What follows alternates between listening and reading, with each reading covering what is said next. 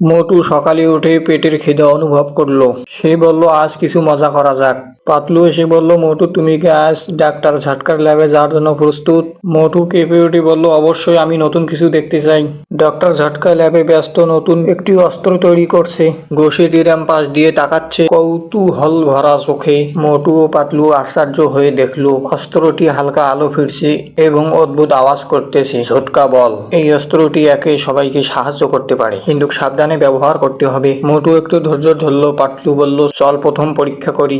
Doctor ঝটকা অস্ত্র চালু করলো। হঠাৎ অস্ত্রটি উড়ে গেলেন, বাতাসে ঘুরতে লাগলেন। সবাই অবাক। মোটু চিৎকার করে বলল, দেখো, এটা কাজ করছে। গোসেটি রাম লাফ দিয়ে বলল, আমি কখনো এরকম কিছু দেখিনি। ডক্টর ঝটকা হেসে বলল, বিজ্ঞানও কখনো কখনো মজার হতে পারে। চাওয়ালা এসে ট্রেতে গরম চা নিয়ে হাজির। সবাই চা খেতে বসলো। মোটু বলল, চা ছাড়া কি সম্ভব? সবাই হাসতে হাসতে চা খেতে লাগলো। বন্ধুরা, এরকম ভিডিও পেতে চ্যানেলটাকে সাবস্ক্রাইব করুন।